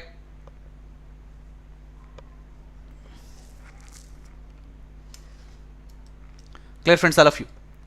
అంటే maximum repo and reverse repo within 90 days inject చేస్తే మళ్ళీ again just it would take it back. Okay love you. So friends, ఇక్కడ repo అంటే it's an instrument through which money are liquidity is inject the banking at a particular rate of interest for short term purposes to achieve short term economic goals only. It's not for long term purposes. Okay love you. ఇది రిపో అని చెప్పేసి అంటాం. Reverse రిపో instrument అంటే అర్థం ఏంటి? ఇప్పుడు earlier inject చేసాం, RBI మనీని బ్యాంకుల్లోకి ఇంజెక్ట్ చేస్తుంది అనమాట, బ్యాంక్స్లోకి ఇంజెక్ట్ చేసింది. నా again take it back from the banks నుంచి మళ్ళీ అగైన్ ఆర్బీఐ తీసుకుంటుంది అనమాట. So at 3.35 rate of interest now. ఎప్పుడు కూడా రిపో కంటే రివర్స్ రిపో తక్కువగానే ఉంటుంది. తక్కువ రేట్ ఆఫ్ ఇంట్రెస్ట్ ఇచ్చి అగైన్ మళ్ళీ బ్యాంక్స్ నుంచి again. So friends, it would take it back. So అంటే repo and reverse repo it's a repurchase agreement friends. Reverse repo is always less than the repo rate. It's an instrument through which money are liquidity is absorbed by offering securities against these securities at a particular rate of interest for short-term purposes to achieve short-term economic goals only. Once again, I repeat friends, reverse repo, it's an instrument through which money or liquidity is absorbed by offering securities at a particular rate of interest for short-term purposes to achieve short-term economic goals only. It's not for long-term purposes, I told you. And repo and reverse repo, it's a repurchase agreement. Maximum validity just 90 days only. So maximum validity. Clear? మీకు already చెప్పాను ఇక్కడ స్వల్పకాలిక ఆర్థిక లక్ష్యాలను సాధించడానికి నిర్దిష్ట వడ్డీ రేటుతో సెక్యూరిటీలను అందించడం ద్వారా డబ్బు లేదా లిక్విడ్ని గ్రహించేటటువంటి పద్ధతి అని చెప్పేసి అంటాం. ఇది ఎర్లర్ ఇంజెక్ట్ చేసాం. Now again we are taking it back from the banks to RBI. Clear friends, all of you? It's a repurchase agreement friends. Repo and reverse repo is nothing but ఇది ఎందుకనంటే just to regulate the money volume in our economy. Clear? చూడండి, జనరల్గా మనకి inflation బాగా పెరుగుతున్నప్పుడు RBI ఏం చేస్తుందంటే సిఆర్ఆర్ని పెంచడానికి ప్రయత్నం చేస్తుంది. CRR as well as reverse repo ఇన్స్ట్రుమెంట్ను ఉపయోగించి ద్రవ్యోల్బణాన్ని నియంత్రించడానికి ప్రయత్నం చేస్తుంది. అంటే ఇన్ఫ్లేషన్ ఇప్పుడు చూడండి, రివర్స్ రిపో ఇన్స్ట్రుమెంట్ను ఉపయోగించి ఏం చేస్తుంది, బ్యాంకుల దగ్గర ఉన్నటువంటి ఇంతకుముందు ఎంతైతే ఇంజెక్ట్ చేసింది again it would take it back. ఆ మనీని తీసుకోవడం కారణంగా ఇక్కడ బ్యాంకుల దగ్గర లిక్విడిటీ కాస్త తగ్గుతుంది కదా. లిక్విడిటీ తగ్గినప్పుడు ఈవెన్ కస్టమర్స్ కూడా లోన్స్ ఇవ్వాలంటే సో బ్యాంకుల దగ్గర కూడా లిక్విడిటీ అని తగ్గుతూ వస్తుంది. కాబట్టి కస్టమర్స్తో కూడా మనీ సప్లై తగ్గుతుంది. కాబట్టి కస్టమర్స్ ఎప్పుడైతే మనీ సప్లై తగ్గిందో డిమాండ్ తగ్గుతుంది. డిమాండ్ తగ్గినప్పుడు ప్రైసెస్ వుడ్ కమ్ డౌన్. వస్తే ధరలు తగ్గుముఖం పట్టాలంటే ఇక్కడ ప్రజలతో మనీ సప్లైని తగ్గించాలి. మన దగ్గర డబ్బులుంటే అఫోర్డబిలిటీ పెరుగుతుందండి. డబ్బులుంటే అఫోర్డబిలిటీ పెరుగుతాయి. అంటే అఫోర్డబిలిటీ ఆబ్వియస్లీ పెరుగుతుంది. డబ్బులు లేకపోయినప్పుడు మనం ఏం చేస్తామండి, we would compromise our desires. డబ్బులు అంటే obvious friends our desires definitely would be increase, no doubt. Clear? అంటే generally in the sense if you have money in the sense, ఇక్కడ నేను జస్ట్ ఎకనామిక్ సెన్స్లో మాట్లాడుతూ వస్తున్నాను. అంటే ప్రజల దగ్గర మనీ సప్లై పెరిగినప్పుడు they would create the demand. Demand ఎప్పుడైతే క్రియేట్ చేస్తున్నావో price obviously would go up. ఒక పర్టికులర్ కమోడిటీకి డిమాండ్ నువ్వు క్రియేట్ చేస్తున్నావంటే ప్రజలు డిమాండ్ క్రియేట్ చేస్తే దాని యొక్క price automatically it goes up, no doubt. Okay love you. Next one friends, bank rate గురించి మాట్లాడుకోవాలి. Next one bank rate friends. Repo and reverse repo instruments గురించి మనం మాట్లాడుతూ వచ్చాం friends. Next one bank rate. It is the rate at which RBI lends money to the banks for long term purposes friends. ఇక్కడ కూడా RBI అనేది బ్యాంకులకి 4.25 rate of interest దగ్గర RBI బ్యాంక్స్కి లోన్స్ ఇస్తుందండి, but long term purpose. whereas repo and reverse repo is short term purpose, whereas bank rate is for long term purpose in the sense up to 1 year in nature. Up to 1 year in nature friends. So bank rate, it's the rate at which RBI lends money to the banks for long term purposes. ఇక్కడ RBI అని కూడా బ్యాంకులుగా రుణాలు ఇస్తుంది 4.25% rate of interest దగ్గర. So maximum validity ఎంత అండి ఇక్కడ 1 year in nature. అంటే long term purpose in the sense 1 year in nature. Whereas repo and reverse repo, it's a repurchase agreement. Maximum validity 90 days, I told you. That's the basic difference between repo and bank rate. So both of them just injecting money to the banking. But repo and reverse repo, it's for short term purposes, whereas bank rate is for long term purposes. That's the basic difference between repo and bank rate. Clear friends, all of you? Now, marginal standing facility friends. MSF అని చెప్పేసి అంటారు, marginal standing facility. ఓకేనా? చూడండి, ఈ marginal standing facility MSF at present now bank rate equal to ఎంత ఉందండి? ఇప్పుడు MSF కూడా సేమ్ 4.25% ఉంది. 4.25% ఉంది మార్జినల్ స్టాండింగ్ ఫెసిలిటీ కూడా. ఏం లేదండి, ఇక్కడ మార్జినల్ స్టాండింగ్ ఫెసిలిటీ అంటే ఇఫ్ దేర్ ఈ sudden shortage of liquidity the commercial banks, అంటే కమర్షియల్ బ్యాంక్స్తో సడన్ షార్టేజ్ ఆఫ్ లిక్విడిటీ అంటే ఈ ద్రవ్య కొరత వచ్చినప్పుడు ఈ కమర్షియల్ బ్యాంక్స్ ఆర్బీఐ నుంచి ఓవర్ నైట్ అనమాట they can borrow money from RBI but at an interest higher than repo rate. అంటే రిపో రేట్ కంటే maximum up to 1%. Repo rate at present ఎంత ఉంది? 4%. నా ఇప్పుడు మార్జినల్ స్టాండింగ్ ఫెసిలిటీ కూడా ఎంత ఉంది? 4.25%. అంటే 0.25% ఎక్స్ట్రా ఉంది.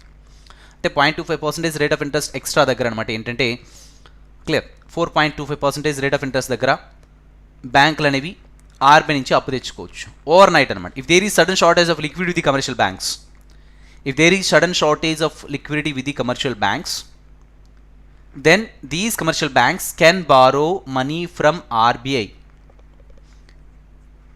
అంటే కమర్షియల్ బ్యాంక్స్తో లిక్విడిటీ క్రైసిస్ వచ్చినప్పుడు, ఆర్థిక ద్రవ్య కొరత వచ్చినప్పుడు ఓవర్ నైట్ అనమాట ఆర్బీఐ నుంచి కమర్షియల్ బ్యాంక్స్ అప్పు తెచ్చుకోవచ్చు at an interest rate higher than repo rate against these government securities. I told you friends, at an interest rate higher than repo rate against these government securities in an overnight. చూడండి, ఇక్కడ వాణిజ్య బ్యాంకుల్లో అకస్మాత్తుగా liquidity కొరత ఏర్పడితే ప్రభుత్వ సెక్యూరిటీలపై రిపో rate కంటే ఎక్కువ వడ్డీ రేటుతో 4.25% రేట్ ఆఫ్ ఇంట్రెస్ట్ దగ్గర బ్యాంకులు ఆర్బీఐ నుంచి డబ్బు తీసుకోవచ్చు. ఈ కైండ్ ఆఫ్ ఫెసిలిటీనే, ఈ కైండ్ ఆఫ్ విండోనే ఇక్కడ ఏమని చెప్పొచ్చు అంటే మార్జినల్ స్టాండింగ్ ఫెసిలిటీ అని చెప్పేసి అంటారట. Once again repeat friends, very simple. ఇక్కడ ఏం లేదు, కమర్షియల్ బ్యాంక్స్తో ద్రవ్య కొరత వచ్చినప్పుడు ఓవర్ నైట్ అనమాట ఆర్బీఐ నుంచి కమర్షియల్ బ్యాంక్స్ అప్పు తెచ్చుకోవచ్చు at present 4.25% rate of interest దగ్గర. And it's a kind of facility, it's a kind of window you can borrow money from RBI. అంటే మన దగ్గర ద్రవ్య కొరత వచ్చినప్పుడు కమర్షియల్ బ్యాంకులు అనేవి ఆర్బీఐ దగ్గర నుంచి at present 4.25% rate of interest దగ్గర అప్పు తెచ్చుకునేటువంటి ఈ ఫెసిలిటీని ఇక్కడ ఏమంటారంటే మార్జినల్ స్టాండింగ్ ఫెసిలిటీ అంటారు, ఎంఎస్ఎఫ్ అని చెప్పేసి అంటారు, marginal standing facility. Friends, clear all of you? Next one, open market operations అంటే అసలు అర్థం ఏంటి? What is man by this open market operations? So friends, ఇవన్నీ కూడా just to regulate the money volume in our economy. ఇక్కడ ద్రవ్యాన్ని ఇక్కడ నియంత్రించాలని, ద్రవ్యోల్బణం బాగా పెరిగిపోతూ వస్తున్న క్రమంలో ద్రవ్యాన్ని ఇక్కడ నియంత్రించాలి. క్లియర్. ఇక్కడ సింపుల్గా చెప్తాను చూడండి, ఇక్కడ దీన్ని Telugu as well as English రెండు భాషలో కూడా మాట్లాడుతూ వస్తాను. ఇక్కడ just understanding ability is very very important. Clear friends, all of you? ఇక్కడ బహిరంగ మార్కెట్ చర్యలు అని చెప్పేసి అన్నాం, ఓపెన్ మార్కెట్ ఆపరేషన్స్. ఇక్కడ చూడండి, it refers to selling and buying of government securities. Government securities అంటే జనరల్గా బాండ్స్ అండ్ ట్రెజరీ బిల్స్ అని చెప్పేసి అంటాం, bonds as well as treasury bills. Again money market ఇన్స్ట్రుమెంట్స్లో మనం విపులంగా మాట్లాడతాం, అసలు బాండ్స్ అంటే అర్థం ఏంటి, బాండ్ అంటే అర్థం ఏంటి, ట్రెజరీ బిల్స్ అంటే అర్థం ఏంటి అని. ఇక్కడ మీరు జస్ట్ సింపుల్ గుర్తుపెట్టుకోవాల్సిన అంశం ఏంటంటే బాండ్స్ అండ్ ట్రెజరీ బిల్స్ అని గుర్తుపెట్టుకుంటే సరిపోతుంది. నా గవర్నమెంట్ సెక్యూరిటీస్ అంటే, so friends, it refers to the selling or buying of government securities. Market అంటే ఇక్కడ ఏం జరుగుతూ ఉంటుందండి? కొనడం కానీ అమ్మడం కానీ జరుగుతూ ఉంటుంది. ఇక్కడ మార్కెట్ అన్నాం కదా, ఓపెన్ మార్కెట్ ఆపరేషన్స్ అన్నాం కదా. It refers to selling or buying of government securities by RBI on behalf government of India. అంటే government of India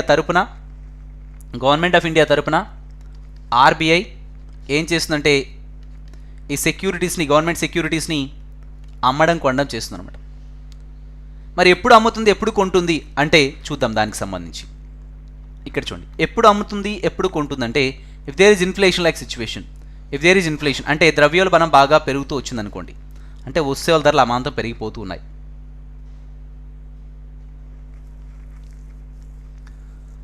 so friends, this is applicable in 1 year or more than 1 year అని చెప్పేసి అన్నారు. So friends, ఇక్కడ short time in the sense మీకు repo and reverse repo అయితే 90 days, bank rate to some extent. So bank rate obvious friends maximum up to 1 year in nature. ఇక్కడ 1 year in nature friends. Clear all of you? Now అందరూ ఒకసారి గమనించండి, ఇక్కడ if there is inflation like situation, ఇక్కడ ద్రవ్యోల్బణం బాగా పెరుగుతూ వస్తున్నటువంటి క్రమంలో ఏం చేస్తుందంటే ఓపెన్ మార్కెట్ ఆపరేషన్స్ను ఉపయోగించి గవర్నమెంట్ ఆఫ్ ఇండియా తరపున RBI it cells the government securities. అంటే గవర్నమెంట్ సెక్యూరిటీస్ అయినటువంటి బాండ్స్, ట్రెజరీ బిల్స్ని అమ్మేస్తుంది అనమాట. ఎవరికి అమ్మేస్తుంది? బ్యాంక్స్కి అమ్మేస్తుంది అనమాట. అంటే ఇక్కడ ఏం చేస్తుంది? If there is inflation like situation, RBI just sells the government securities to the banks. అంటే ఇక్కడ ద్రవ్యోల్బణం బాగా పెరుగుతునేటప్పుడు మనీ సప్లైని తగ్గించాలంటే ఆర్బీఐ సెల్ చేసినప్పుడు, ఈ గవర్నమెంట్ సెక్యూరిటీస్ని బ్యాంకులకు సెల్ చేసినప్పుడు ఏం చేస్తూ వస్తుందండి? You are selling something, obviously you take money or not. Suppose ఏదైనా ఒక ఆర్టికల్, మీ యొక్క బైక్ని అమ్మేశారంటే మనం ఏం ఆశిస్తాం? Obviously in return you want money అవసరం ఉంది కాబట్టి నువ్వు అమ్మేసావు అంటే if you are selling something obviously would expect money. So కాబట్టి ఆర్బీఐ ఇక్కడ sells government securities to the banks అంటే ఇక్కడ బ్యాంకుల నుంచి ఏం తీసుకుంటుంది, మనీని తీసుకుంటుంది అనమాట. మనీ తీసుకోవడం కారణంగా బ్యాంకులతో మనీ సప్లై తగ్గుతుంది అనమాట. బ్యాంకులతో మనీ సప్లై తగ్గితే ప్రజలతో కూడా తగ్గుతుంది, పీపుల్తో కూడా మనీ సప్లై తగ్గుతుంది అనమాట. పీపుల్తో మనీ సప్లై తగ్గితే ఏమవుతుంది, ఆబ్వియస్లీ అల్టిమేట్లీ మన దగ్గర డబ్బులు లేనప్పుడు you would compromise your desires అంటే డిమాండ్ తగ్గుతూ వస్తుంది. డిమాండ్ తగ్గినప్పుడు price obviously would come down, వస్తు సేవల ధరలు తగ్గుముఖం పడతాయి. Of course open market operations also method of RBI to control money volume in our economy. ఇది కూడా ఇక్కడ ఏంటంటే సో పరపతి విధానం అన్నాం కదా, అంటే ఇక్కడ జస్ట్ క్రెడిట్ కంట్రోల్, మనీ వాల్యూమ్ని ఇక్కడ రెగ్యులేట్ చేయడం, ద్రవ్య నియంత్రణ, you can say that.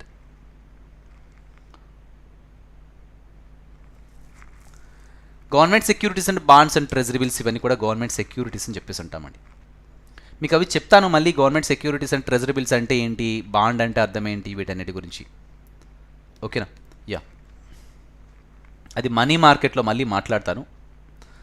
Okay, next one friends, if there is recession like situation, next point చూద్దాం. ఇఫ్ దేర్ ఈజ్ రెసిషన్, ఆర్థిక సంక్షోభం వచ్చినప్పుడు, ఆర్థిక సంక్షోభం అంటే the decrease in GDP plus increase in unemployment. ఇటువంటి సందర్భంలో just it buys government securities to the banks అంటే ఆర్బీఐ అనమాట ఇప్పుడు ఏం చేస్తుంది, జస్ట్ ఆపోజిట్ టు దిస్, దీనికి ఆపోజిట్ అనమాట. ఆర్బీఐ రెసిషన్ సందర్భంలో, రెసిషన్ ఫ్రెండ్స్ అంటే ఆర్థిక సంక్షోభం సందర్భంలో, ఆర్థిక సంక్షోభం అంటే మీకు ఆల్రెడీ చెప్పాను. ఆర్థిక సంక్షోభం సందర్భంలో ఆర్బీఐ ఇక్కడ ఏం చేస్తుందంటే just it buys the government securities from the banks. Banks నుంచి ఏం చేస్తుందండి ఇది, just it buy the government securities. Earlier sold చేసింది, ఇప్పుడు ఏం చేస్తుందండి, కొంటుందంటే ఆబ్వియస్ ఫ్రెండ్స్ ఏం చేస్తుంది ఇక్కడ గవర్నమెంట్ ఆఫ్ ఇండియా తరఫున RBI just injecting money to the banking సెక్టర్లోకి మనీ ఇంజెక్ట్ చేసినప్పుడు, మనీ సప్లై పెరిగినప్పుడు, సో పీపుల్తో కూడా ఆబ్వియస్ ఫ్రెండ్స్ మనీ సప్లై పెరుగుతుంది, because they would take even the loans. So కాబట్టి obvious friends economic activity resume అవుతుంది పీపుల్తో. సో మనీ సప్లై పెరిగినప్పుడు they would slowly create the demand. Clear friends, అంటే just moderate inflation is good for our economy. GDP growth rate V always expect. Clear friends, all of you. So friends మీకు already చెప్పాను, so these open market operations it's also method of RBI to control money volume in our economy. It's also method of RBI to control money volume in our economy, friends. So friends, getting all of you. Now, market stabilization scheme, friends. Market stabilization scheme. Just ikkada em ledandi. Market stabilization. So friends, just నియంత్రించడం ఏంటని చూద్దామని. ఇది కూడా ఏంటంటే selling and buying of government securities, selling as well as buying of government securities. ఈ government సెక్యూరిటీస్ని ఇక్కడ కూడా అమ్మడం కొనడమే చేస్తూ ఉంటుంది. Just it is for only one day. To absorb, దీని యొక్క main objectivity, market stabilisation scheme యొక్క main objectivity just to absorb excess liquidity with the commercial banks. అంటే కమర్షియల్ బ్యాంక్స్తో ఎక్సెస్ లిక్విడిటీ ఉంటే దాన్ని అబ్జార్బ్ చేయడానికి ప్రయత్నం చేస్తుంది అనమాట. ఓర్ అంటే జస్ట్ వన్ డేలో ఎక్సెస్ లిక్విడిటీని జస్ట్ అబ్జార్బ్ చేయడానికి ప్రయత్నం చేస్తుంది. Just selling and buying of government securities, selling or buying of government securities by RBI to the banks in order to give or take the money from the banks for one day. మీకు already చెప్పాను, ఎప్పుడు sell చేస్తుంది, if there is inflation like situation. ఎప్పుడు buy చేస్తుంది, I told you friends, if there is recession like situation. Here also selling and buying of government securities by RBI to the banks in order to give or take the money. ఎప్పుడు ఇస్తుంది, ఎప్పుడు మనీని inject చేస్తుంది, ఎప్పుడు మళ్ళీ again banks నుంచి తీసుకుంది, మీకు ఆల్రెడీ చెప్పాను. అయితే దీని యొక్క మెయిన్, ఈ మార్కెట్ స్టెబిలైజేషన్ స్కీమ్ యొక్క మెయిన్ ఆబ్జెక్టివిటీ ఏంటంటే just to absorb excess liquidity with the commercial banks. అంటే అబ్జార్బ్ చేయాలంటే ఇక్కడ ఏం చేయాలి, గవర్నమెంట్ సెక్యూరిటీస్ని బ్యాంక్స్కి అమ్మేస్తే, గవర్నమెంట్ సెక్యూరిటీస్ని బ్యాంక్స్ ఇక్కడ అమ్మేస్తే, అంటే బ్యాంక్స్ దగ్గర ఉన్న ఎక్సెస్ లిక్విడిటీ ఆబ్వియస్ ఫ్రెండ్స్ ఏం చేస్తుందండి, జస్ట్ సంగ్రహిస్తుంది అనమాట. సంగ్రహించడం ద్వారా బ్యాంక్స్తో మనీ సప్లై ఏమవుతుందండి, ఇక్కడ బ్యాంక్స్తో మనీ సప్లై తగ్గుతుంది. మనీ సప్లై తగ్గితే సో పీపుల్తో కూడా తగ్గుతుంది. సో పీపుల్ దగ్గర obviously prices would come down, I told you friends. Getting all of you. Next one, qualitative method friends. Qualitative method చూడండి, మారల్ స్యూజన్ అంటారు, నైతిక ఉద్బోధన అని చెప్పేసి అంటారు. మారల్ స్యూజన్ అంటే దీన్నే నైతిక ఉద్బోధన అంటారు. నైతిక ఉద్బోధ లేదా నైతిక సమ్మతి అని కూడా పిలుస్తారు. నైతిక సమ్మతి, నైతిక ఉద్బోధన అన్న మారల్ స్యూజన్ ఏం లేదండి. ఇక్కడ మారల్ స్యూజన్ అంటే చెప్తాను, జస్ట్ మీకు ఇక్కడ మాట్లాడుతూ వస్తున్నాను. ఇప్పుడు క్వాలిటేటివ్ మెథడ్ గురించి మనం మాట్లాడుతున్నాం. గుణాత్మక పరపతి విధానం అని చెప్పేసి అంటాం. గుణాత్మక పరపతి నియంత్రణ. Clear friends, all of you. గుణాత్మక పరపతి నియంత్రణ అని చెప్పేసి అంటారండి. జస్ట్ ఇక్కడ కూడా మనీ వాల్యూమ్ రెగ్యులేషనే, కాకపోతే ఇక్కడ చూడండి కొన్ని లిటిల్ బిట్ వేరియేషన్స్. మారల్ సుయేషన్ నైతిక సమ్మతి లేదా నైతిక ఉద్బోధం అని చెప్పేసి అంటాము.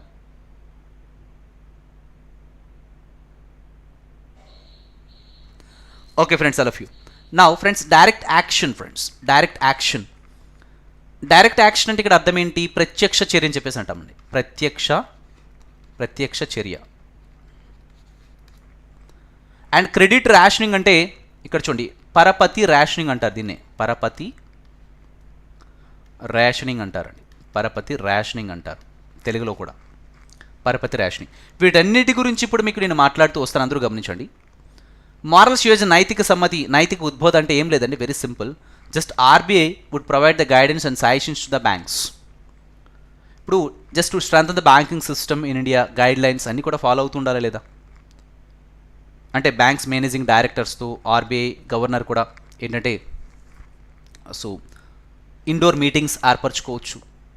అంటే బ్యాంకింగ్ రంగాన్ని స్థిరంగా ఉంచాలంటే ఏ విధంగా, వొలటాలిటీ లేకుండా బాగా స్థిరంగా ఉంచాలంటే ఎటువంటి చర్యలు చేపట్టాలి, ఇంటర్నేషనల్ లెవెల్లో ఎటువంటి విధానాన్ని అమలు చేస్తూ వస్తున్నారు, ఇండియాలో ఏ రకమైన విధి విధానాలు ఏ విధంగా ఉండాలి, ఇంకా స్ట్రెంథెన్ చేయడం అనమాట. Just RBI provide guidance and suggestions to the banks. ఇప్పుడు so RBI is a bankers bank friends. Banking వ్యవస్థని ఇండియాలో ఎవరు రెగ్యులేట్ చేస్తారు అంటే ఆర్బీఐ రెగ్యులేట్ చేస్తున్నమాట. కాబట్టి రెగ్యులేట్ చేయడం అంటే ఇక్కడ దిశానిర్దేశం అవన్నీ కూడా చేస్తూ రావాలి కదా. డైరెక్షన్స్, సజెషన్స్, సలహాలు ఇవ్వాలి, డైరెక్షన్స్ ఇవ్వాలి.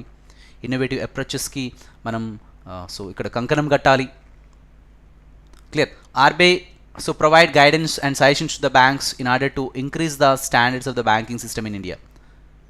Because banking is the backbone of so banking system is the backbone of India. Clear friends, all of you. కాబట్టి బ్యాంకింగ్ రంగాన్ని స్థిరపరచాల్సినటువంటి ఆవశ్యకత ఉంది. Banking system in India must be strengthened. For that we need to give all kind of guidelines. RBI would provide so guidance, suggestions to the banks wherever it is required. Next, direct action. ప్రత్యక్ష చర్య అంటే ఇక్కడ ఏం లేదండి. If any bank indulges for fraudulent cases, అంటే ఫ్రాడ్స్లో involve అవడము ఇలాంటివి, అంటే ఆర్బీఐ యొక్క డైరెక్షన్స్ని సో పాటించకుండా ఉన్నట్లయితే అటువంటి బ్యాంకులపై వాటి యొక్క లైసెన్స్ రద్దు చేయడం కానీ ఇటువంటి చర్యలు చేపడుతుందన్నమాట. నియంత్రణ చర్యలు చేపడుతూ వస్తుందన్నమాట. If any bank indulges for fraudulent cases, then RBI would take direct action on that particular bank. అంటే ఎవరైనా సరే ఆర్బీఐ ఇచ్చినటువంటి డైరెక్షన్స్ని ఫాలో కానట్లయితే ఆ బ్యాంక్ యొక్క లైసెన్స్ రద్దు చేస్తుంది అనమాట. క్రెడిట్ రేషనింగ్ అంటే ఏం లేదండి, very simple. Credit rationing in the sense చూడండి, అందరూ గమనించండి. RBI would allocate the funds to the different banks on the base of less NPA, non performing assets అని అంటారండి. Bad loans, you can say that. And high network of individuals అంటే చెప్తానండి. ఇప్పుడు RBI అనేది would allocate funds to the different banks. RBI అనమాట వివిధ రకాల బ్యాంకులకి సో ఫండ్స్ని అలొకేట్ చేస్తూ వస్తుంది. ఏ విధంగా అంటే on the base of less NPS. NPS ఇక్కడ లెస్ ఎన్పిఎస్ అంటే నాన్ పెర్ఫార్మింగ్ అసెట్స్ అంటారండి. ఎన్పిఏ అంటే నాన్ పెర్ఫార్మింగ్ అసెట్స్, అంటే బ్యాడ్ లోన్స్ అనేవి తక్కువగా ఉండాలి. బ్యాడ్ లోన్స్ తక్కువ ఉంటే కోర్స్ బ్యాంకింగ్ ఆ బ్యాంక్ యొక్క ఫంక్షనింగ్ చాలా బాగుంది. బ్యాడ్ లోన్స్ ఎక్కువైతున్నట్లయితే అర్థం ఏంటండి, దానికి పెర్ఫార్మెన్స్ బాగా బాగాలేదు, బిజినెస్ బాగాలేదు. హై నెట్వర్క్ ఆఫ్ ఇండివిజువల్స్ అంటే కూడా ఏంటో చెప్తానండి. జస్ట్ మీకు ఇక్కడ చూడండి, ఒక సింపుల్ వెరీ సింపుల్గా మాట్లాడుతాను చూడండి. ఇక్కడ ఏం లేదండి, ఆర్బీఐ అనేది బ్యాంకులకి ఫండ్స్ని అలొకేట్ చేస్తూ వస్తుంది. ఎప్పుడనంటే ఎన్పిఎస్ తక్కువగా ఉండాలి, నాన్ పెర్ఫార్మింగ్ అసెట్స్ అనేవి తక్కువగా ఉండాలి. హై నెట్వర్క్ ఆఫ్ ఇండివిజువల్స్ అంటారు దీన్ని, హెచ్ఎన్ఐ అంటారు. High network. ఈ హై నెట్వర్క్ ఆఫ్ ఇండివిజువల్స్ అంటే ఏంటి? ఎన్పిఎస్ అంటే బ్యాడ్ లోన్స్ తక్కువ ఉండాలి. హై నెట్వర్క్ ఆఫ్ ఇండివిజువల్స్ అంటే ఆ బ్యాంక్ యొక్క కస్టమర్స్కి ఏముండాలంటే అప్పుల కంటే ఆస్తులు ఎక్కువ ఉండాలి. They should have good bank balance as compared to their loans and లయబిలిటీస్తో పోల్చినట్లయితే అసెట్స్ ఎక్కువ ఉండాలి, అంటే in the form of cash. అంటే బ్యాంక్స్ వాళ్ళ యొక్క కస్టమర్స్కి ఏముండాలంటే అప్పుల కంటే ఆస్తులు ఎక్కువ ఉండాలి, అంటే ఇక్కడ అసెట్స్ ఎక్కువ ఉండాలి in the form of liquidity. ఇవన్నీ కూడా వాళ్ళ యొక్క ఇక్కడ ఆస్తులు అసెట్స్ ఎక్కువ ఉండాలి as compared to their loans and liabilities అంటారు. లయబిలిటీస్ అంటే ఇప్పుడు కస్టమర్స్ లయబిలిటీ అంటే ఇప్పుడు సపోజ్ బ్యాంక్ నుంచి మనం లోన్ తీసుకున్నాం అనుకోండి, we are liable to the bank. ఎందుకంటే మనం బ్యాంక్ నుంచి డబ్బులు తీసుకున్నాం కాబట్టి మనం పే చేయాలి. We are liable to the bank అంటే వాళ్ళ యొక్క లోన్స్ లయబిలిటీతో పోలిస్తే వాళ్ళ యొక్క అసెట్స్ అనేవి ఎక్కువగా ఉండాలి. అంటే they should have good bank balance ఉండాలి, ఇవన్నీ ఉండాలన్నమాట. దాన్ని హై నెట్వర్క్ ఆఫ్ ఇండివిజువల్స్ అంటారు. అంటే ఏ బ్యాంకులకైతే వాళ్ళ కస్టమర్స్ యొక్క అప్పుల కంటే ఆస్తులు ఎక్కువగా ఉన్నట్లయితే సో దాన్ని ఏమంటారంటే హై నెట్వర్క్ ఆఫ్ ఇండివిజువల్స్ అని చెప్పేసి అంటాం. హై నెట్వర్క్ ఆఫ్ ఇండివిజువల్స్ అంటారు. Clear? Yeah, good credit history ఉండొచ్చు. అంటే ఏం లేదు, సింపుల్గా చెప్పుకోవాలంటే అప్పుల కంటే ఆస్తులు ఎక్కువ ఉండాలండి. వాళ్ళ కస్టమర్స్కి ఏముండాలంటే అప్పుల కంటే ఆస్తులు ఎక్కువ ఉండాలి. In the form of cash రూపంలో మోర్ బ్యాంక్ బ్యాలెన్స్ ఉండాలి, ఇవన్నీ కూడా ఉండాలి. That's it. Clear friends, all of you? అంటే హై నెట్వర్క్ ఆఫ్ ఇండివిజువల్స్ ఏముండాలి? ఎక్కువగా ఉండాలి. ఎన్పిఎస్ తక్కువగా ఉండాలి. అటువంటి బ్యాంకులకి ఆర్బీఐ మోర్ ఫండ్స్ని అలొకేట్ చేస్తుందన్నమాట. ఆర్బీఐ బ్యాంకులకి మోర్ ఫండ్స్ ఎప్పుడు అలొకేట్ చేస్తుంది అంటే వాళ్ళ యొక్క non performing assets, bad loans అనేవి తక్కువ ఉండాలి. హై నెట్వర్క్ ఆఫ్ ఇండివిజువల్స్ అంటే వాళ్ళ ఆ బ్యాంక్ యొక్క కస్టమర్స్కి అప్పుల కంటే ఆస్తులు ఎక్కువగా ఉండాలి. ఇటువంటి బ్యాంకులకి ఆర్బీఐ ఎక్కువగా ఫండ్స్ని అలొకేట్ చేస్తుంది. దీన్నే క్రెడిట్ రేషనింగ్ అంటారు, పరపతి రేషనింగ్ అంటారు. RBI would provide funds to the banks on the basis of their, చూడండి, RBI allocate funds to the different banks on the basis of their less NPAs and high network of individuals. Hope you understood all, friends. So this is what, friends. So friends, I covered to the best of my knowledge. So for the discussion we had monetary policy of RBI. ఆర్థిక ద్రవ్య విధానం గురించి friends.